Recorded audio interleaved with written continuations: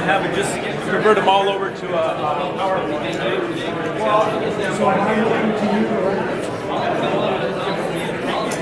I'll just kind of inch closer to it next time.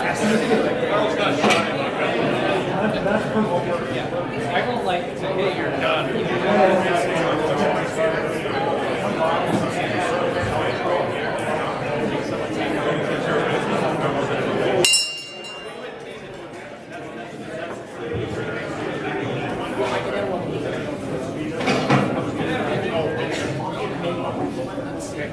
Good afternoon and welcome to the greatest Rotary Club in the universe. Hey, all right.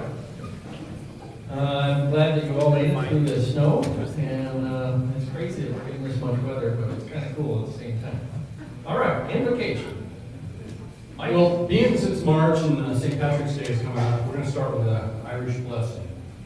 May love and laughter lift your days and warm your heart and home. May good and faithful friends be yours wherever you may roam. May peace and plenty bless your world with joy that long endures. May all life's passing seasons bring the best to you and yours. Lord, bless this food and the nourishment of our bodies, and bless the hands that prepared it. Bless this club and all the work we do. Be with us today and in the coming weeks and guide us in everything we do. We pray all of this in your Son's name. Amen. Amen. All right. Our flag salute. I pledge allegiance to the flag of the United States of America and to the republic for which it stands, one nation under God, indivisible, with liberty and justice for all. And the four-way test. Is it the truth? Is it fair to all concerned? Will it build goodwill and better friendships? Will it be beneficial to all concerned? I see a pretty cool song that I've never heard before on the table. Hurry up, Keith. But we got a guitar to go along with it, all right.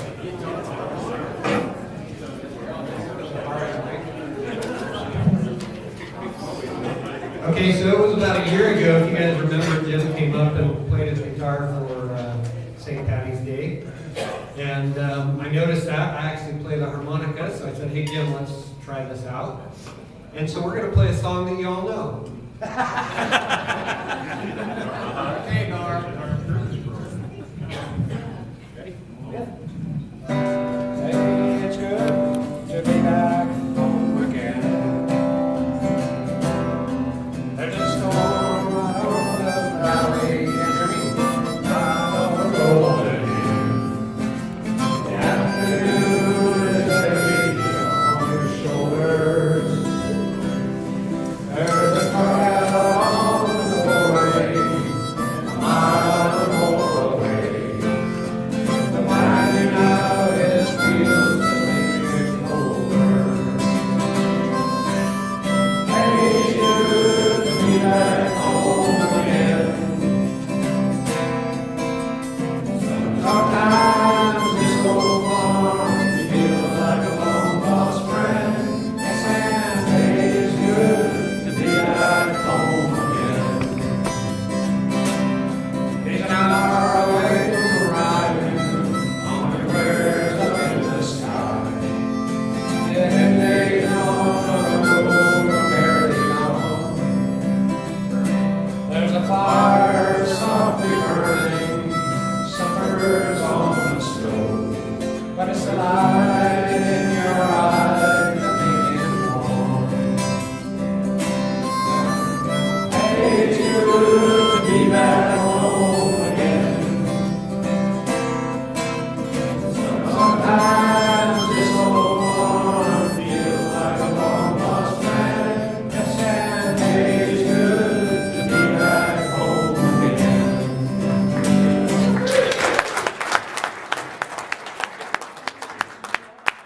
You guys are hired, all right. Nice job. Come back next week.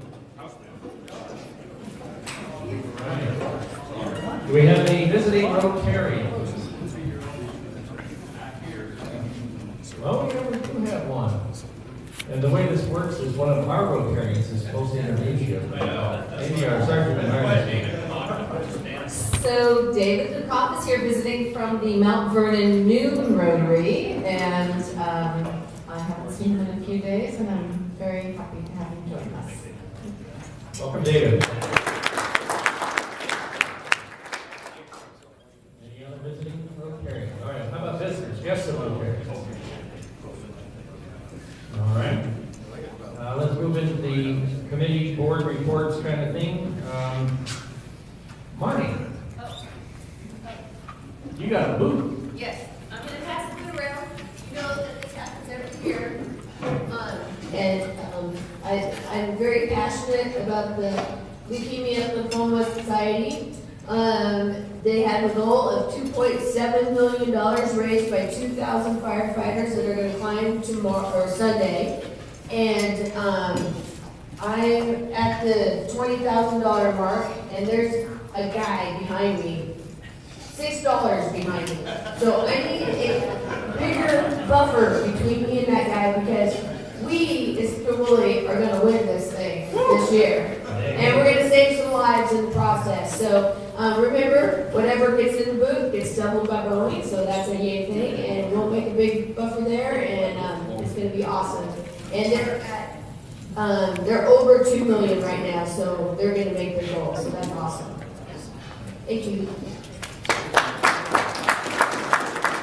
So what are you going to do to earn all that money, Marty? Oh, I'm climbing the Columbia Tower with all my bunker gear on, breathing canned air. It's 55 pounds. I get up there between 24 and 30 minutes. This year, it might be a little bit longer. I don't know. It doesn't matter. You make it to the top. Better you than me. Great job. All right, thanks, Marty. Okay, Julia wants to, you want to talk about the photo booth or you want me? I can say a couple of words. Yeah. I have another announcement. but Okay, go that's- ahead. She's got two of them. Okay, I've got two announcements. One is, I would like to announce our open house. This is our second year in this location, right here in Sedro Woolley, and we're gonna have a lot of fun. We're gonna have a lot of leprechaun feet on the windows, and we're gonna have a pot of gold for you to guess how many coins there are, and all of great food. Carl even promised that he will make his signature smoked meat. So come join us, say hi, have some food, have fun, discover where we are, because even with the big sign, somehow people still get confused and go circles and circles around the newly changed name vanity. John Mandarin, that sounds like a commercial. And I've got a little thing that I will post over there. And my other announcement is that we are putting together a photo booth for the auction. And of course, you know, if you would like some of your really fancy, fun Christmas hats to be used in the photo booth, we would really appreciate it. So bring any kind of gear that you think would work well for the photo booth to share with us, and we promise we will return it carefully to you. I have a couple of boxes already collected, and we would like some more. Thank you. All right, yeah, things like a great big candy cane would be good. So if you have Christmas ornaments that are big and would do well in the photo booth environment, that'd be wonderful. All right, just a couple of quick reminders. We're funding people that want to go to the district conference. So if you want to go, we're paying for 10 Rotarians and their significant others to go. And that's the entrance fee, which is like $350. So it's not a trivial thing. It's a significant deal. And it's great training. It's good for the club and it's good for you. We're also willing to pay a stipend to go to the Rotary International Convention for 2 Rotarians and their spouses. And so far, I think we have Sarah Martin going, and Christine Hillcup is considering. So there's still room for another stipend. The district assembly is March 23rd. That's 8 to 3 o'clock at the Quantum University in South Surrey. That's great Rotary 101 training. Nolan Kipling has expressed interest in going. I'm going to go. I don't know if anyone else is going to go. Think about it. Okay. Awesome. All right, that's awesome. So we can carpool. Be happy to do that. Probably meet at my office in Burlington, right on the highway, and then we'll just scoot up from there. I do have Nexus. I hope you do. Probably not a big deal on a Saturday morning if you don't. But you got to have a passport, and I think you can get there with an enhanced driver's license. But make sure that if you're going, that you have the right stuff. Because if we're carpooling and you don't, that makes for a very long trip. Our Rotary Day of Service is April 27th, Lake McMurray, cleaning up the cemetery. Bill McCann, you want to give a shout out for that? Yep. Just briefly, I'm meeting with Andrea tomorrow, but what we'll do is we'll meet at the bakery probably around 8:30. We'll figure out a time and then maybe carpool it to the cemetery. She has indicated that she wants to remove a couple downed trees and maybe build a pathway across the center of the cemetery. She wants us to bring tools so we can accomplish that. And also a couple people, I've got one with pickup trucks so we can haul away the debris. But it's all coming into place, and I think people have a good deal. Like I said before, this is a one-time thing, it will never happen again. I will spring for breakfast that morning. And Andrea's actually going to provide the picnic lunch, so hopefully by early afternoon we'll be done and we're fully fed and happy. So that's where I am. You know, I got a call from the Lions Club, and they want to talk about what we're doing for this because they donated the fire pit out there and they've done other work here. So I'm going to be meeting with them, and I suggested that we consider a joint project, and I thought this actually would be a good project. So they may or may not join us. But I think the more the merrier. Yeah, the more the merrier for this kind of thing. But I won't buy a Lions Club. You guys stop. It's all the Lions, man. All right, I want to show a couple of things off. I have been having trouble this year with the belt. I keep breaking it. So I fixed the string on it, cleaned it up a little bit, and forevermore, I hope we all have a. And it just broke again. That's great. Maybe we'll get this worked out. Hey, Carl, maybe you should have an engineer. Yeah, if I only had an engineer looking at it. But there is something that is really fantastic that I want to show you now, and this was done by Les Huggins. Okay, I'm going to turn it around. So he put in shelves in here. Very professional looking. I don't know how he got it to match, but they're adjustable, and it's awesome now that we can store our stuff in a logical fashion. Thanks to your dad, Steve. Let him know we appreciate that, and we'll appreciate him when he gets back here. All right, any other announcements? Jeff? End of day Tuesday, I picked up all of the scholarship applications, so this weekend I'm going to be divvying them up and bring them next week, so clear out your schedules if you're on the committee, because you have some reading to do. All right. How many did you get? I don't know. A lot. Yeah, 77 one year when I did it. Team April, I would like to meet at the front at the end of the meeting today. It's John Janke, Brock Stiles, Wayne Barrett, Dave Russell, Stephanie Bachmeyer, and Eric Cooper. Okay, and same with Team March. That's everybody who's working this meeting today. Meet right up here. Meet up here? Yeah. And I would also appreciate if board members would get, I have one item to vote on. So we have 3 meetings afterwards, Team March, Team April, and the board. And the board will be reviewed quick. All right, anything else? Ashley?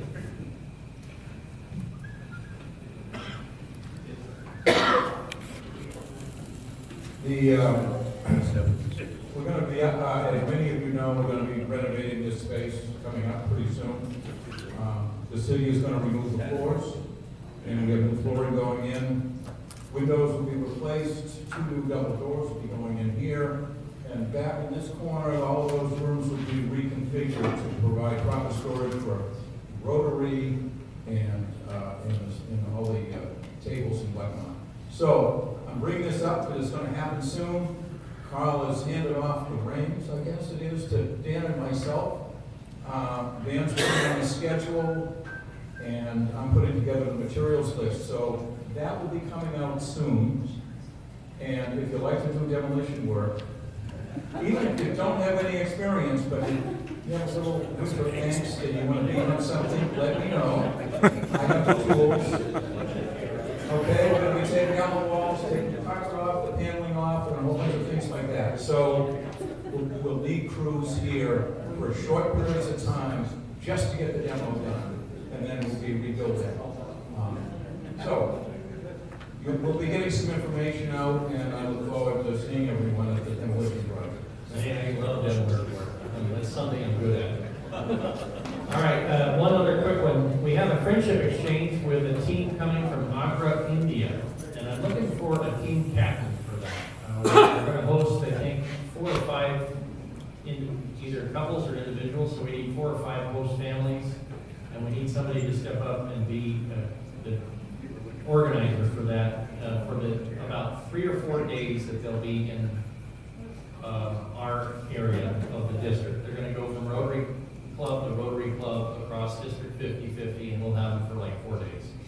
So please see me afterwards if you're interested in helping with that. I really appreciate that. All right, anything else? I think we're good to go. Let's move along to we have a raffle. Yeah, we do. You need to have your badge on. If you don't, it's $1. If you haven't signed in, it's $1. If you have a birthday this month, it's $2.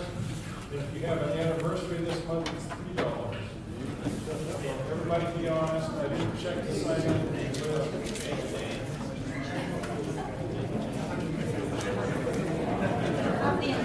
And we'll move on.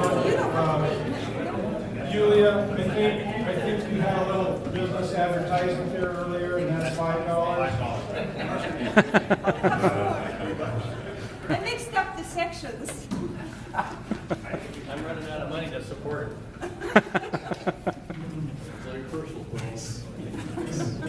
So what we're going to do is just kind of quick. If you have used a snow shovel this year, this winter season, it's $1. If you have not picked up a snow shovel and used it this winter, it's $2.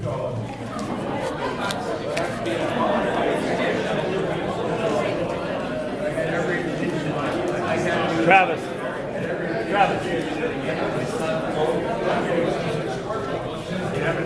So, Jeff, I guess you got an extra $1 for because you broke the snow shovel. My dad started his practice because he wasn't getting the tape with the bill. So, and just real quickly, this isn't going to cost anybody any money, but it's historical facts that happened on March 7th. In 1801, Massachusetts enacted the first state voter registration law. In 1847, U.S. General Scott occupied Veracruz, Mexico. And moving on to baseball, in 1857, it was decided that 9 innings would constitute an official game, not 9 runs. In 1876, Alexander Graham Bell received a patent for the telephone in the U.S. In 1908, Cincinnati Mayor stood before the city council and announced that women are not physically fit to operate automobiles. Wow. In 1911, U.S. sent 20,000 troops to the Mexican border. In 1926, there was the first transatlantic telephone call between London and New York. In 1933, the game of Monopoly was invented. 1939, Guy Lombardo and the Royal Canadians first recorded Old Lang Syne. 1941 was the 3rd largest snowfall in New York City history, 18.1 inches. 1962 was the launch of OS-01, the first astronomy satellite. It went after solar flare data. 1965 was Bloody Sunday, where Alabama state troopers and 600 black protesters clashed in Selma. In 1975, the U.S. performed a nuclear test at Nevada test site.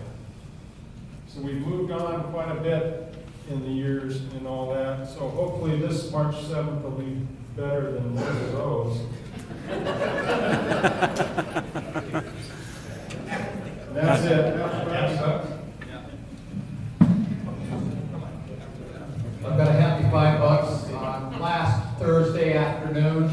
my daughter and son-in-law blessed Debbie and I with our 3rd grandson and 5th grandchild. All are doing well.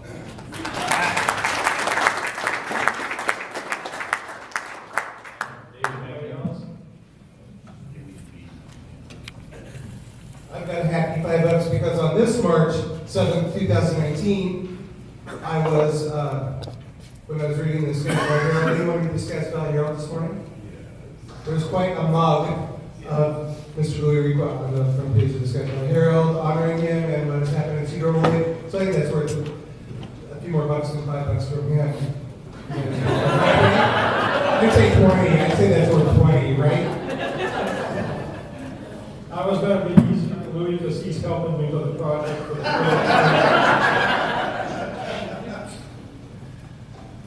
I'm sorry, I don't hear very well, but I do have the $20 that David said I'm going to come up with. There's the 20. And here's three more, because it seems like things happen in threes, as they say. And thanks to Paula and the chamber, I've received from them the first ever Hammer Heritage Award. Thank you. And then Julia and the city graciously gave me another award. And I'm happy to announce that the Lions Club called me up and said, we want you to be the Grand Marshal at the Sedro Woolley Rotary Parade this July. Thank you.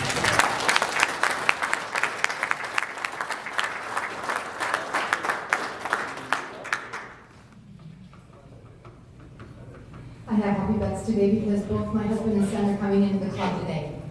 All right.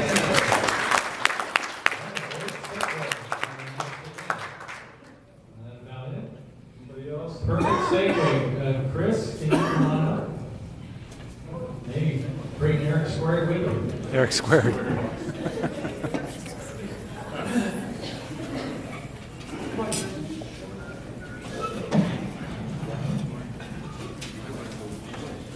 So I have a special guest inductee for our new inductor. Okay. It is indeed an honor to induct both Eric Sr. and Eric Andrew as the newest members of the Sedro Woolley Rotary Club. The mission of the Rotary is to provide services to others, promote high ethical standards, and advance world understanding, goodwill, and peace through its fellowship with business, professionals, and community leaders.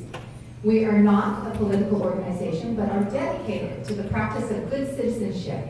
We are not a charitable organization, but are dedicated to helping our fellow man. We are not a religious organization, but are dedicated to the ideals of morality and high ethical standards.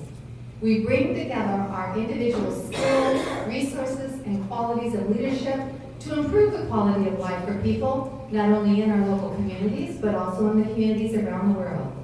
Eric Sr. and Eric Andrew, you have been chosen for membership into the Rotary Club of Sedro Woolley because the Rotarians of this club feel that you possess the qualities of leadership in your field, the qualities of personal conduct, the willingness to share those qualities of personal conduct, all directed towards the pursuance of Rotary's mission.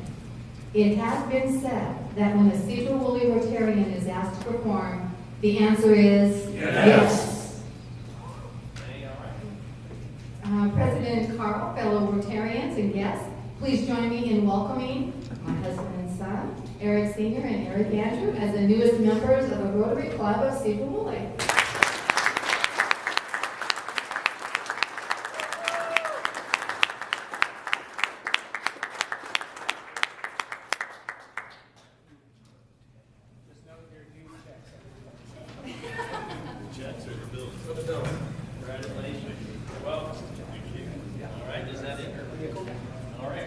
Guys, and we'll look forward to hearing new member talks from you in the next 3 months. I think Mike Janicki wrote he set a pretty bad precedent. He's been in the club like 21 years and he finally gave us new member talks. Anyway, welcome guys. great to have you, and it's awesome to have husband, wife, and son in the club. Has that ever been done before? I don't think it ever has. That's just great. Okay, it is time for early leavers. We have a program today on situational awareness. Sam Middlebrook is here, so if you need to go, now's your time. But you're not going to want to miss this, I'm sure. All right, so Sam, are you ready to get going?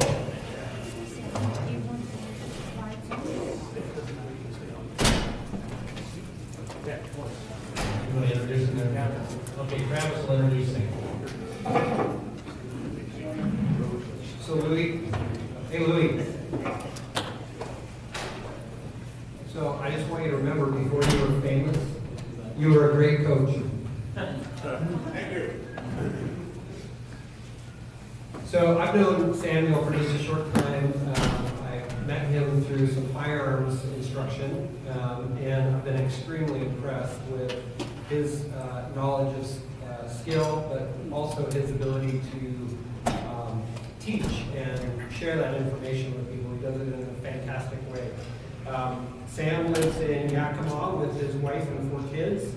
He's the lead instructor of Red Hawk firearm training. He's an NRA certified instructor, but is also a 6-hour master instructor, which is a very prestigious honor. He has some incredible instructions from the endorsements from the Yakima County Sheriff, officials from other law enforcement agencies, and he carries the endorsements of Green Berets, CIA, and the foremost SEAL team commander. His main focus is on bringing confidence to everyday folks to be able to defend themselves. So, I'll introduce to you Samuel Middlebrook.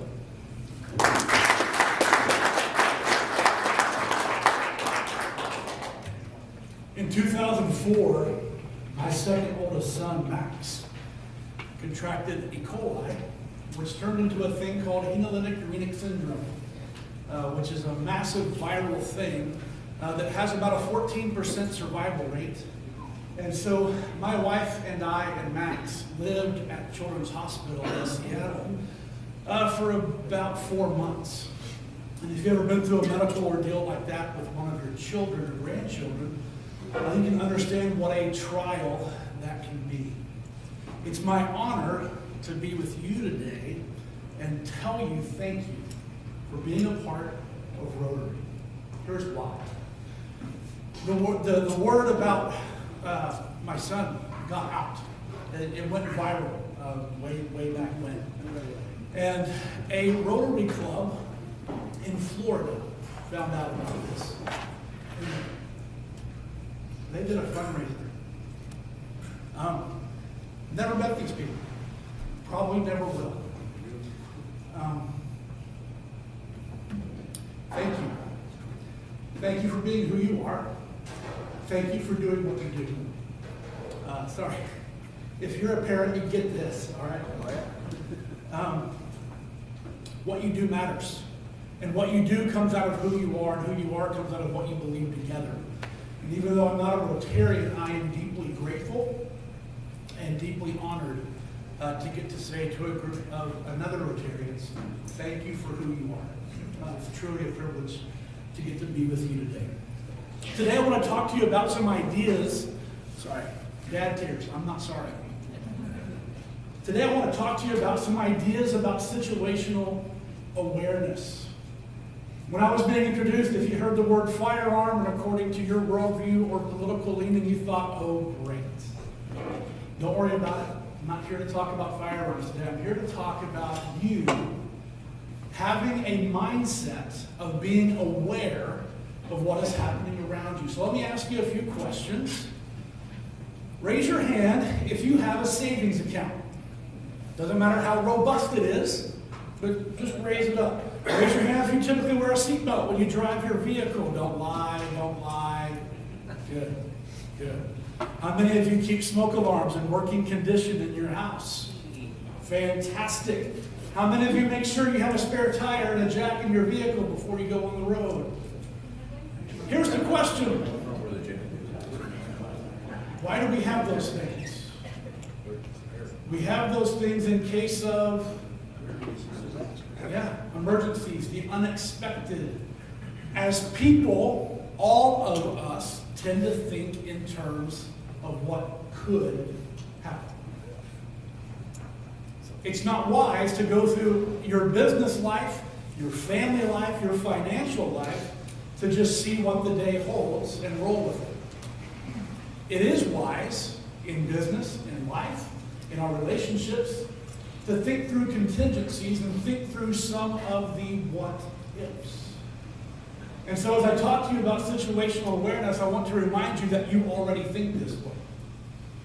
Maybe not when it comes to your personal safety. You might not be constantly aware. It might not even be something you've even thought a lot about. But today, because I care about you, and I mean that sincerely, I just love people. Because I care about you, I want to invite you and give you an opportunity to think about how you can be aware of what is happening around you. If you would, close your eyes for a moment. Except for you who's walking, please keep your eyes open. But close your eyes for a moment. I'm not going to move, I'm not going to do anything weird, I promise you. Just close your eyes for a moment. If you would, point to the nearest emergency exit. If that one's blocked, where's your next option? Good. Okay, keep them closed. Point to the fire extinguisher in the room. A few of you. Cool. All right, now, on the count of 3, eyes shut, I want you to tell me the color of the shirt of the person to your left. 1, 2, 3. Open your eyes, see how you did.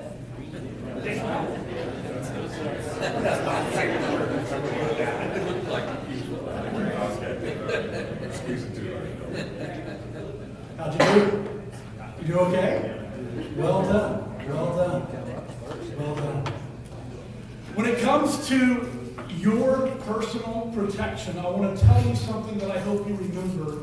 And even if you forget everything else I say today, I hope you remember this. You will always be the primary agent in your own rescue.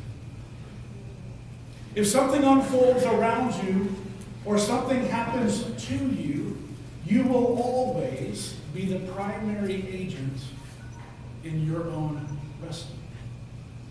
And if that's true, and I believe with all of my heart that it is, if that's true, then we have to overcome the 3 big lies that most of our society here in America believe.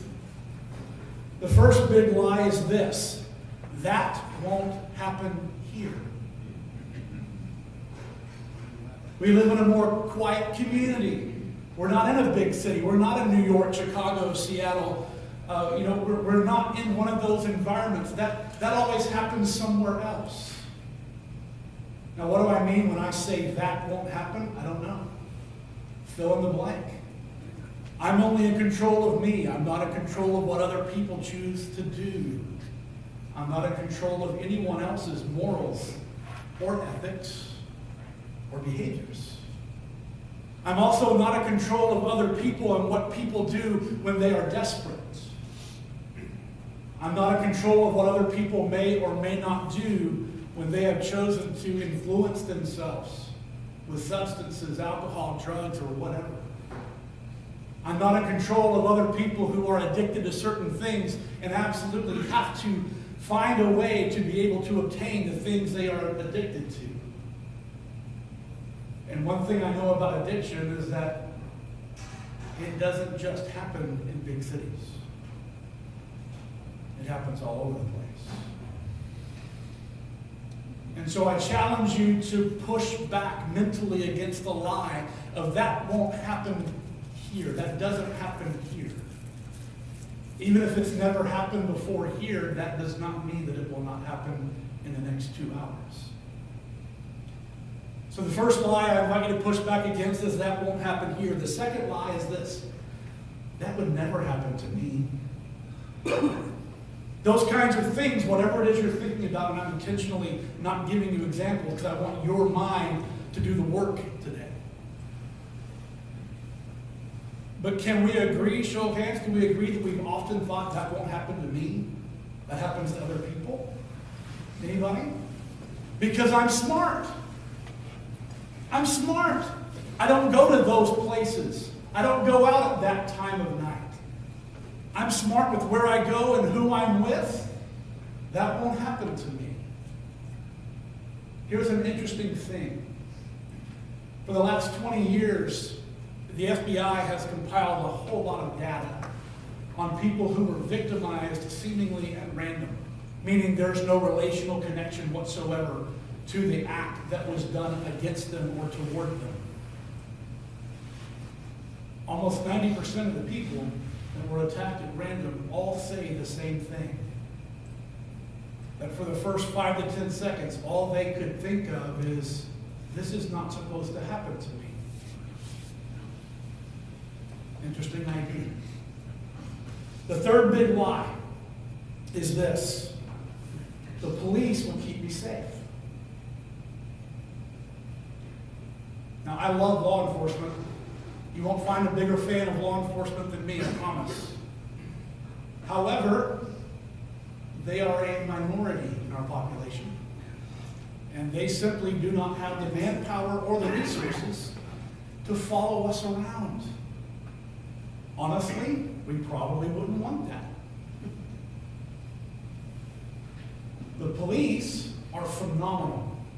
Every law enforcement officer that I have trained as an instructor, every law enforcement officer that I have known as a friend or just as a fellow community member would do anything within their power to be next to you or in front of you in your moment of need to keep you safe. That's who they are. It's part of their calling in life and why they do what they do, because we all do what we do based on who we are. They would love to be there, they can't. They can't. I live in Yakima, drove here this morning. By the way, whoever talked about snow shoveling, you have no idea. I currently have 43 inches in my front yard, and the pass was tricky this morning, let me tell you. But I live in Yakima, and so let me just tell you some things about living in Yakima, and you can apply that to where you live as well. Where I live, the average response time for a 911 phone call, from the moment they say, 911, what's your emergency, to the moment they are able to get law enforcement or fire or medical to you. Anybody take a guess how long that takes? 15 to 17 minutes. If I'm out in the county, not in the city of Yakima, but out in the county where I do live, our county sheriff has told us very clearly, prepare to give aid or protection to yourself for about 20 minutes until we can get there. Why? There's fewer officers than there are needs. And that's just a reality that we live in. And so, yes, law enforcement officials, men and women that do this are amazing. I am so supportive of them and so grateful for them, yet they cannot be everywhere all the time. So again, 3 big lies. That won't happen here. That won't happen to me.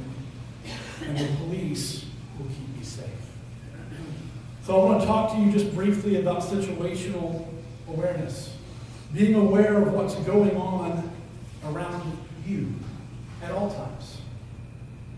But before I do that, let me ask you 3 very important questions. And your answers will vary, and they should, because if our answers didn't vary, then we would not be being honest with ourselves. But let me just talk for a moment about keeping yourself physically safe. Now, just when I say those words, we all have different images and different lines that we take. Let me ask you 3 questions. What are you willing to do in order to keep you and those that you love physically safe? Don't answer me out loud, but we'll all have different answers. What are you willing to do to keep yourself and the people you love physically safe? Let me make it a little more personal. What if it's your wife or husband? What if it's your son or daughter? What if it's your grandchild? What are you willing to do? Now, we all have different answers. I'm not here to tell you what your answer should be, but we all have different answers. What are you willing to do? Some of you might say, I would pick up my phone and call 911. Some of you would say, well, I would do everything in my power to create some space between the threat and the person I love. I would use my hands and feet to try to physically combat whoever was coming at me. Some of you might take it a step further and say, well, I would use a tool of some kind, a weapon of some kind. I don't know what your answer is. Do you know what yours is, though? What are you willing to do to keep you and those you love physically protected? That's the first question. The second question is this: do you know how to do whatever it is you just said you were willing to do? And I mean, do you really know how to do it? Not just you've thought it through, not just you mentally can daydream about it, but have you tested this out? For those of you that say, well, I would call 911, let me push back a little bit. Do you know how to call 911? Have you practiced it? You ever practiced it with a friend or a family member? Do you know how to accurately guide 911 to where you're sitting right now? Do you know the address where you're sitting? Do you know the streets around you? If you were driving from here to my house near Yakima, are you the kind of person that pays attention to things like exits and mile markers so that when you call 911, you can give an accurate description of where you are? Some of you may say, okay, well, I might not call 911. I would physically defend myself or my family. Awesome. Great answer. I'm not here to tell you what your answer should or should not be. That's a great answer. My question is, do you know how to do it? Have you ever done it before? Have you taken any kind of martial art courses or physical self-defense classes that would teach you how to properly throw a punch, how to use an elbow, how to place a kick where it should go, how to keep yourself from being physically struck in a way that could really damage you quickly? And for those of you that said, well, I have a firearm in the home, or I carry one with me, let me push back against that.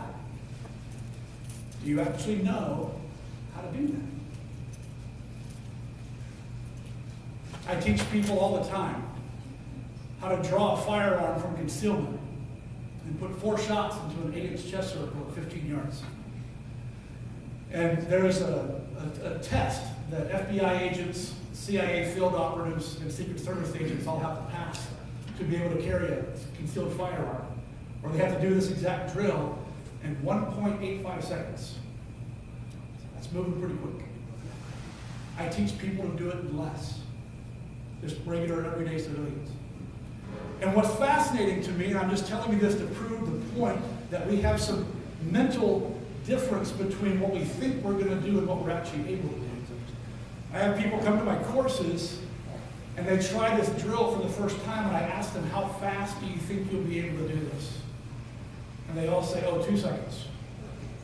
2.5 seconds.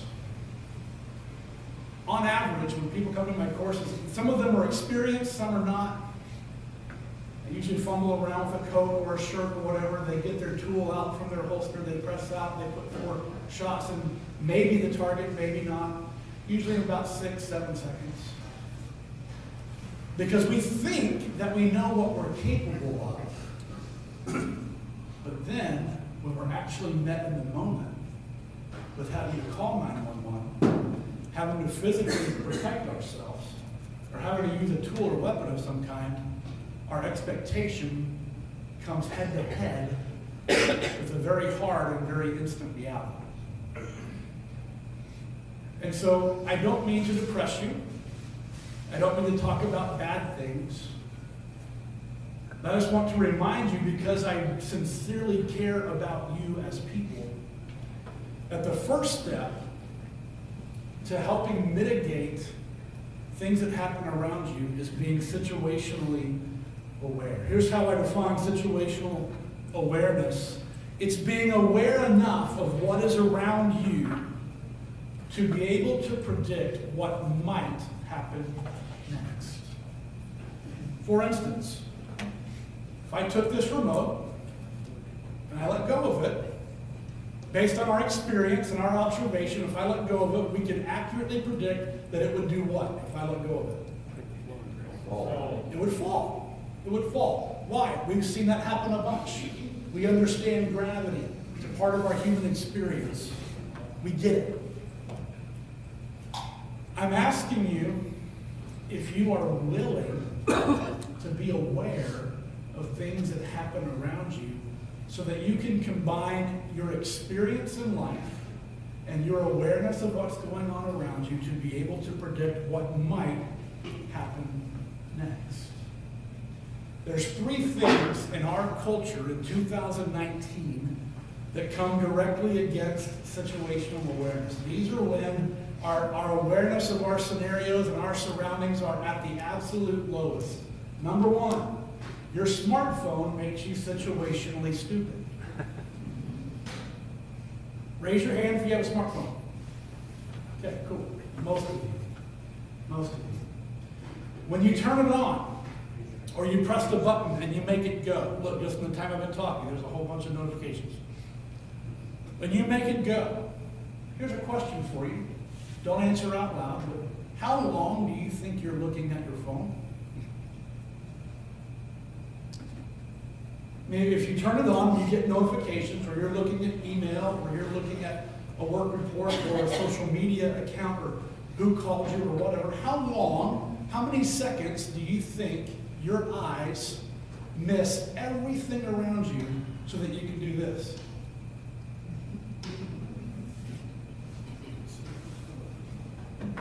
Two, 3, 30, a couple of minutes. What do you think? Would anybody be honest and say more than 5 seconds? More than 15 seconds? More than 30 seconds? In 2019, according to FBI reports, the average armed robbery in the United States lasts about 9 seconds. Think about that. Think about that. So, first problem, these things. They're great. I have one. I use it all the time for personal and for work stuff. But they suck away our attention. Number 2 is when you're eating. Think about it. You go with your family or with friends to your favorite local place to go get a taco or whatever it is you like to eat. You sit down, the server brings your food, and you can think of nothing else for about 10 minutes. And the plate in front of you and the people at the table, and you're not even aware of the other 25, 30, 70 people sitting in the room with you. Does that sound like a common experience? We tend to focus on whatever's right in front of us and we miss what's happening around us. Number 3, the third thing that bumps up to our situational awareness is this. When we go to a place that's familiar. From 2015 to 2017, 2 years worth of data from the FBI. Nationally speaking, in all 50 states, including Alaska and Hawaii, people that were robbed or attacked in some way at a filling station. All right, people that were attacked while they were pumping their gas, 75% of the time, they were filling their gas at the station they normally go to. So I want to put this in your brain. We tend to relax mentally as people the moment we walk into a familiar room. I mean, some of you have been coming, I don't know how long Rotary's been happening in this exact venue, but some of you, I would imagine, have been coming through these doors for years on Thursdays. And you come and you see people that you know, and you meet people that you don't, and you enjoy your meal, and it's kind of a routine, and you're accustomed to it. If someone were to walk in through a different entrance, say through the kitchen, I don't know the exact layout of the building, so my apologies if there's no door back there. All you can think of is I'm on. Just go with me. If someone were to walk in through the kitchen and they meant harm, I wonder how long it might take you to see it, simply because it's Thursday at noon and you're in the community center where you always come. So, why is situational awareness important? Being aware of your surroundings cannot keep you from harm. But if you are aware of what's happening around you, you can accurately, you can predict what might be happening next. And if you can predict what might happen next, then you can help control a little bit of the outcome. I'm not saying you can keep every bad thing from happening. I'm saying you can see some of the bad things unfolding around you and leave, position yourself somehow, prepare yourself somehow, or call attention to the thing that's unfolding, so that because of all the people in the room, if I suddenly said, hey, there's a bad guy right there, every eye would go that way, right? We have a crowd. But because you are who you are, I also want to tell you something else about situational awareness.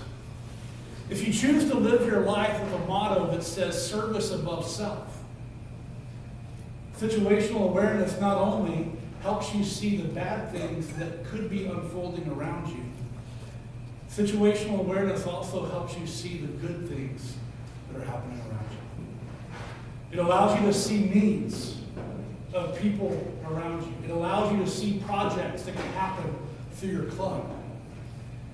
It allows you to see people that are doing great things for other people that you might have missed because you were staring at one of these for way too long. And so when you're situationally aware and you know who is around you and what is around you, you're able to see some negative things that might be unfolding. You're also, because of who you are, you're able to see some of the potential for the good that's around you. So because you are Rotarians and because you are who you are, I want to invite you to be curious about how you can be more aware all day of what's happening in your office, what's happening in your homes, what's happening as you drive, what's happening as you go from place to place and walk through your city, your town, your neighborhood. Because really, situational awareness is about taking your eyes off of you and seeing the world around you. Yes? We've got about 4 minutes left. I want to make sure we have time for questions. But I have a question. Yes. What kind of training would you recommend for people, just random people, to become more situationally aware? Carl, right? Yes. Carl asked the question, what do you recommend for people to be able to heighten their situational awareness? Great question, and the first thing is this. Start looking. I know that sounds really simple, but start looking. One of the things I teach people in my classes is take an index card and carry it in your back pocket with a pen or a pencil and go about their normal day, and I challenge them to write down 20 things they saw that day they never noticed before. As you go through your day, just look around. As you drive down your street, you might notice that your neighbor has a rock garden that you've never seen because you've never stopped to look. Because when you get on your street, you're just driving home. Or you might notice that someone at the office got a new haircut. And you want to say, hey, that looks really great. You might also notice that behind the building where you work, you realize, whoa, there's some stuff that's been moved around. I wonder why that is. So start to look. Secondly, the other thing I do, if you're sporty and willing to try this, grab a couple of friends who can text with you and throughout the day, have them text you a simple text that just says 321. And that means when you get that text, as soon as you're able to, look around and describe what's around you. Your nearest exit, your closest fire extinguisher, find it. Because if you know those kind of texts are coming, you are going to have your eyes peeled for things that are actually needed for you. Any other questions? Yes. You know, the whole idea of being present in the moment and what you're doing, and so I'm struggling a little bit. If I do have a dinner coming, I probably would want to be focused on that for the next 10 minutes. How do you, in your personal, how did it develop for you? How do you be in the present? How are you in the present? And at the same time, obviously, you know, you would be at a higher level than most of us. Sure. Great question. How do you stay mindful in the moment of what's happening around you? How do you be present in a conversation or in a thing that you've got going on and still be aware of what's around you? The thing I would challenge you on is your definition of presence. Because if I'm present in what I'm doing, I'm cooking a meal, I'm reading a book, I'm speaking with a friend, I'm present here for about 3 feet. But what about around me? And what am I missing out on too? And so I define the present as everything I can see.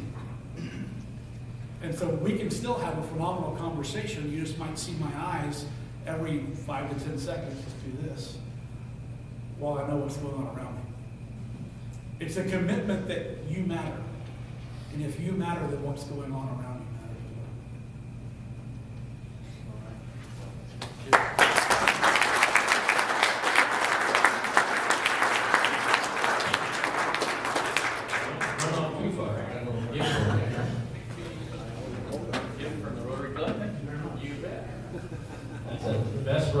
That's the best pen in the universe, and you can use that in a different deal sometimes. Marty? So y'all donated $700 today. $1,400 in there. Thank you. All right, thanks. March, April, and the board. And with that, see if I can make this program work. That worked better than the chain on it, Carl. There you go, you figured it out. That ain't no damn chain.